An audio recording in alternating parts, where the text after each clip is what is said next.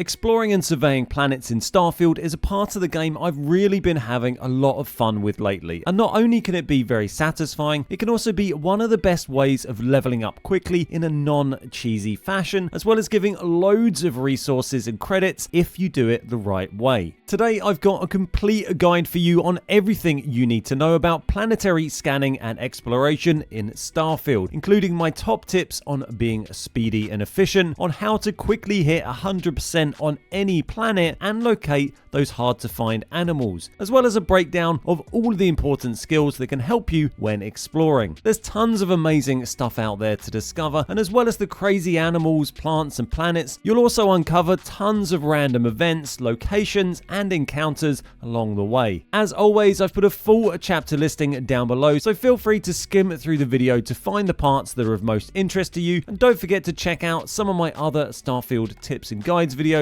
if you enjoy this one. First, I'm just going to go through the very basics, and after that I'll discuss some extra tips and advice on what skills you can use to help you out. In Starfield, you have the ability to collect 100% survey data on any planet or moon in the game. You do this by scanning a planet for all of its available fauna and flora, or animals and plants, as well as its inorganic resources and traits. When you get 100% survey data for any given planet, you're rewarded with a good chunk of XP, which at my level in the mid to late 20s can range from 50 or so up to over 300, as well as getting a data slate which can be sold for anywhere from 1,000 to 6,000 credits. How you get to that magic 100% number can either be pretty much instantaneous or take a little bit of time depending on the type of planet or moon. Planets that are gas giants and cannot be landed on can be completed with just a single scan from orbit. This will yield XP and a data slate, but these will be fairly small amounts for both. As for planets that you can land on, these can have a mixture of inorganic resources, animals, plants, and traits that you have to scan. You can't complete these scans from space, as even if you scan it and reveal all the resources on the planet map, this isn't the same thing as scanning them by hand on the planet's surface. This is really just telling you where they are in abundance, and you'll still have to go to the surface to scan them. You need to land on the planet, equip your hand scanner, and move around scanning resources, plants, and animals, which are marked in blue if you've not yet collected enough scans on that particular thing. Each different inorganic resource, like copper or iron, only needs to be scanned once, and you can do this either on the small mineable nodes and also on the big blue patches on the ground, which indicate areas where you can extract that resource if you build an outpost there. You can normally find the inorganic resources pretty easily, but if you're struggling to find some, you can equip your scanner, press the button at the bottom to build an outpost, and then move around the outpost beacon, and in the top left it will show you what underground resources can be found in the fairly large radius around that beacon. These resources tend not to be biome specific, so you should be able to find them fairly easily, but certain ones will be more common in different landing sites, and you can use the data from a planetary scan to land in an area that is meant to have a particular resource in it and then find it more quickly. Collecting data on animals and plants takes a little more effort usually, requiring 8 scans of each species in order to tick them off. Harvesting a plant will count as scanning it, and more usefully, killing an animal will also count as a scan. You can also scan dead animals that have been killed by other creatures, so look out for big piles of dead things, as these can be pretty useful. Flying animals can be scanned from much further away than land-based ones, and you even get animals that can only be found in the sea, which can also be scanned from further away. And I'll talk about these more in just a moment, as these are the #1 reason people struggle to complete a planet. Every time you scan an animal or plant, you'll get more information revealed about it, such as its temperament, its hit points and abilities, what resources it drops, and in what biomes it can be found. Once you've completed scanning a species, the data in this box will update, and you can see your progress towards 100%. The blue outline around them will also now change to green. You'll notice sometimes it will show biome complete in this box next to fauna and flora. And if you still have things left to scan on the planet, then this means you need to head to a new biome. Flying is usually the best option, and remember you can do this by opening the planetary map from wherever you are on the planet's surface. You don't even need to go back to your ship first. You can use the planetary map to click around around and find different biomes. When you click on a landing site, it will show a percent, and this will indicate how much of that biome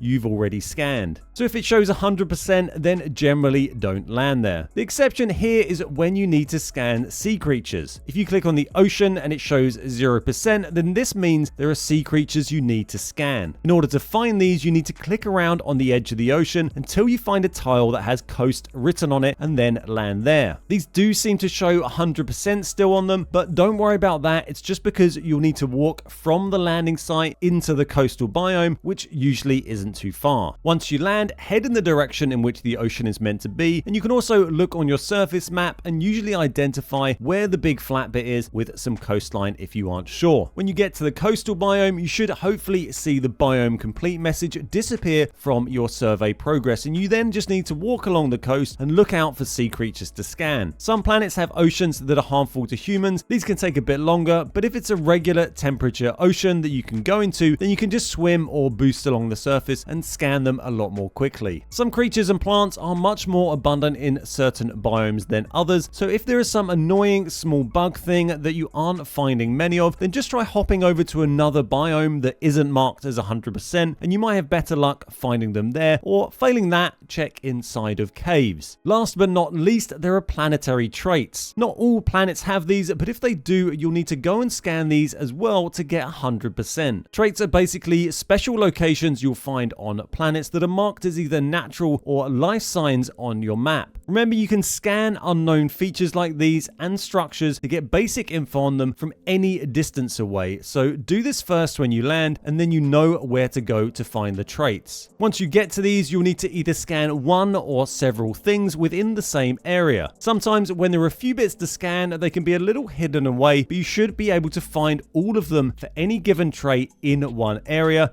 if you look around enough. You can also come across research stations sometimes in which you can find planetary data to speed things up. So with all that knowledge, you should be able to 100% any planet you find, but there's a few ways you can make that more efficient with some handy tips and tricks that we'll cover now. Firstly, when you sell your survey data, make sure you sell it to Vladimir on the Eye. You'll need to ask him his bottom dialogue option, and then you'll be able to sell him survey data for much more than any other vendor. You can also take constellation survey missions from the computer in the lodge basement, and you'll get extra credits whilst you're out surveying the galaxy. Surveying planets is also a great way to get XP. If you run around killing a bunch of animals while also scanning everything, you'll be getting small amounts of XP for every kill, every scan, for landing on a new planet, and then another bonus chunk for getting 100%. When I was in my mid-20s, I was getting anywhere from 400 to 1000 XP for each planet with life signs on it, which is a huge amount of XP and a really good way to level up that doesn't involve making a cheesy XP farm outpost or abusing a glitch. Just remember to keep your well-rested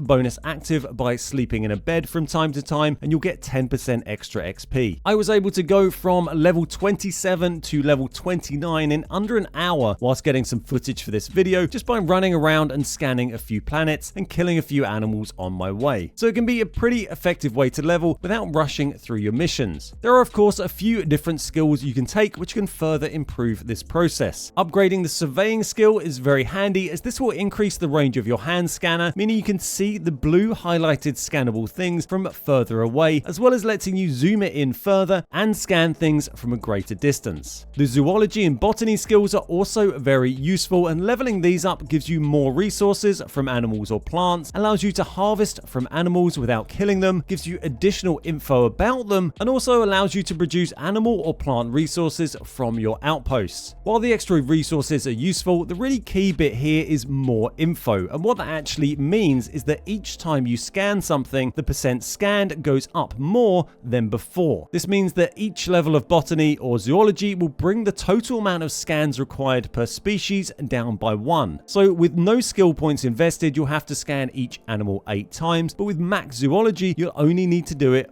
4 times. These are both handy, but zoology is especially good as finding animals generally takes a bit longer than finding plants, so this can really help speed things up as well as loading you up with useful resources. fitness can also be a useful skill to have points in, as this will allow you to move more quickly across the planet's surface, and boost pack training can also be helpful for getting around and for dodging especially tough creatures. Back up in space, you can make use of the scanning and astrophysics skills. Astrophysics will allow you to scan nearby moons and planets without flying to them, even up to ones in different systems when at higher levels. What it's really useful for in this context is that it gives you a chance to discover a trait on a planet every time you scan one. So you can save yourself a chunk of time walking about on the surface if you've already ticked off a trait before you even land. Upgrading the scanning skill means you can see locations of more inorganic resources from orbit, making it quicker and easier to locate and scan them on foot. And another useful aspect of this skill is that each time you level it up, you need to rescan a planet to update your data. This may sound like a bit of a pain, but if you combine this with getting some levels in the astrophysics skill first, then it means you can rescan planets every time you level up scanning. And this gives you another chance to discover a trait on the same planet every time you rescan it. These rescans also help towards the challenges for leveling up both your scanning and astrophysics skills. Other than those, any combat and healing skills could also be helpful depending on how much of the local wildlife